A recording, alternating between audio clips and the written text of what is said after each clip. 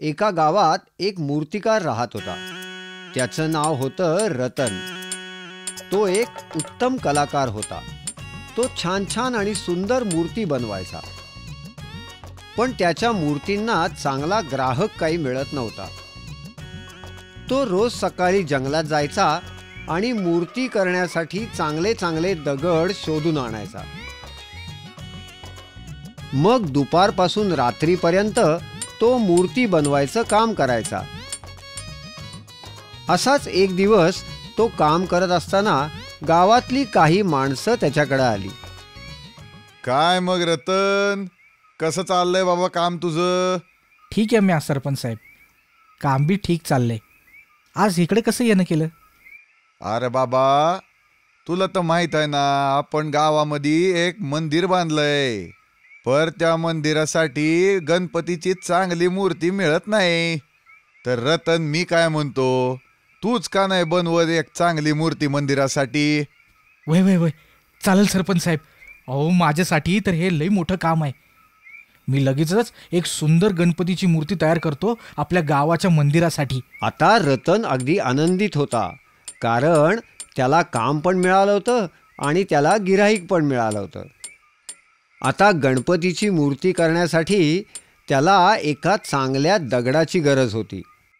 त्याच्या घरात काही दगड होते, पण त्याने असा विचार केला की गणपतीची मूर्ती करायला ह्याच्यापेक्षाही चांगला दगड आपण शोधून आणूया.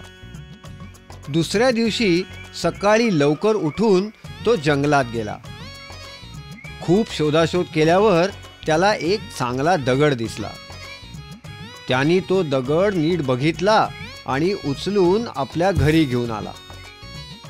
दुसऱ्या दिवशी सकाळी लवकर उठून त्यांनी मूर्ती बनवायच्या कामाला सुरुवात केली.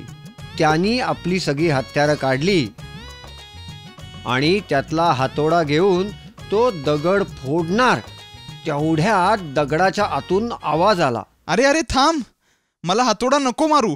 माझ्या शरीराचे असे तुकडे नको करूस. मला त्याच्यामुळे खूप दुखेल रे. अरे, मला तुझ्यावर हातोडा चालवायलाच लागणार बाबा. आणि तुझ्यावर जर हातोडा चालवला नाही तर गणपतीची मूर्ती कशी तयार होईल? मूर्ती करायची आहे ना, मग इथे इतके दगड पडलेत, त्याच्यातला एखादा दगड उचल, त्याची मूर्ती कर, पण मला सोड. खूप उपकार होतील तुझे.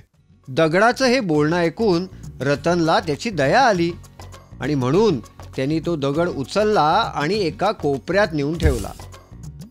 आता परत जंगलात जाऊन नवीन दगड शोधून आणण्यामध्ये खूप वेळ गेला असता. म्हणून रतननी घरात असलेल्या दगडांपैकीच एक मोठासा दगड निवडून त्याच्यापासून मूर्ती बनवण्याचं काम सुरू केलं. काही दिवस काम केल्यानंतर रतननी त्या दगडापासून गणपतीची एक सुंदर मूर्ती घडवली.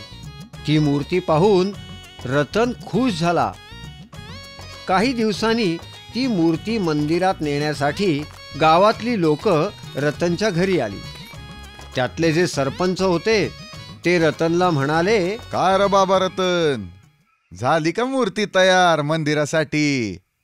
अहो, म्हणजे काय सरपंच साहेब, अहो बघा ना, किती सुंदर मूर्ती तयार झाली. आणि देवाचं काम आहे म्हणल्यावर मी लगेच तयार करणार का नाही? अरे हो, काय सांगतो? मग दाखव की मला मूर्ती. मग रतननी तयार केलेली गणपतीची मूर्ती त्यांनी गावातल्या लोकांना दाखवली. गावातल्या लोकांना ती खूपच आवडली. सगळ्यांनी रतनचं खूप कौतुक केलं.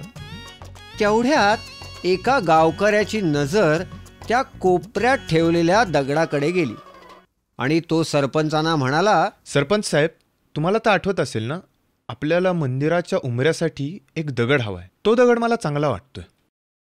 हा, तू म्हणतो ते एकदम बरोबर.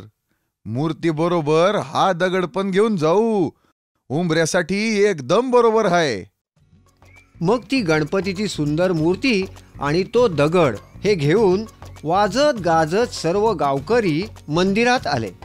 मग ती मूर्ती त्यांनी मंदिरात ठेवली आणि तो दगड उंबरा म्हणून मंदिराच्या दारात लावला. दुसऱ्या दिवसापासून गावातली सगळी लोक ती सुंदर मूर्ती बघायला आणि तिचं दर्शन घ्यायला मंदिरात येऊ लागले. आता व्हायचं काय, मंदिरात जाताना त्या उंबरा म्हणून लावलेल्या दगडावर पाय ठेवून मंदिरात जायचा आणि त्या मूर्तीचं दर्शन घ्यायचा. त्या मूर्तीची पूजा करताना लोक त्याच्यावर फुलं व्हायचे, त्याला चंदनाचा लेप लावायचे, त्याच्या समोर प्रसाद ठेवायचे. आणि दुसरीकडे त्या उमरा म्हणून लावलेल्या दगडाच्या नशिबात होती फक्त लोकांच्या पायाला लागलेली धूळ. अरे अरे, माझ्या अंगावर नका पाय देऊ, मला खूप दुखतंय रे. आणि तुमच्या पायाच्या धुळीमुळे मी घाणेरडा होत चाललोय. पण भक्तांना त्याचा आवाज कसा ऐकायला येणार? त्यामुळे ते तर त्या उमऱ्यावर पाय ठेवूनच मंदिरात जात असत. ज्या दगडापासून मूर्ती झाली होती तो दगड मात्र मनातनं खुश होता. पण जो दगड उमरा म्हणून लावला होता तो मात्र बिचारा दुःखी होता. एक दिवस ती मूर्ती त्या दगडाला म्हणाली, अरे, मी खूप दिवसापासून पाहतोय, तू एवढा दुःखी का बरं आहेस? अरे तू तर बघतोच आहे सगळं. जो कोणी तुझ्या दर्शनाला येतो तो माझ्यावर पाय ठेवून मग पुढे जातो. मला वेदना तर होत आहेतच, पण मी किती घाणेरडा झालोय बघ ना.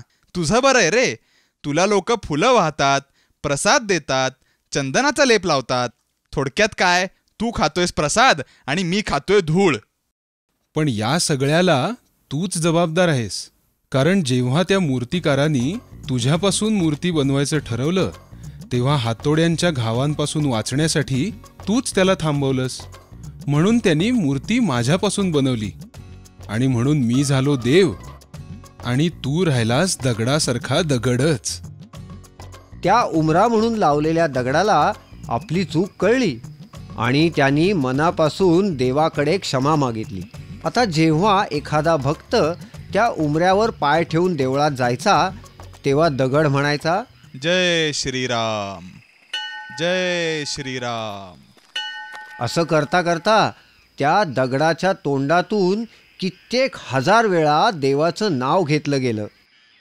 या गोष्टीमुळे देवसुद्धा त्याच्यावर खुश झाले आणि त्यांनी एका साधूला त्या गावात पाठवलं. त्या साधूनी सगळ्या गावकऱ्यांना मंदिरात गोळा केलं आणि तो म्हणाला, बरेच दिवस मी पाहतोय तुम्ही देवाचं दर्शन करायला मंदिरात तर जाता, पण तुमची दर्शन करण्याची पद्धत चुकीची आहे. मंदिरात जाण्याआधी तुम्हाला त्या दगडाचं दर्शन घ्यावं लागेल ज्यावर पाय ठेवून तुम्ही मंदिरात जाऊ शकता. कारण ही पायरी नसती तर तुम्ही मंदिरात जाऊच शकला नसतात.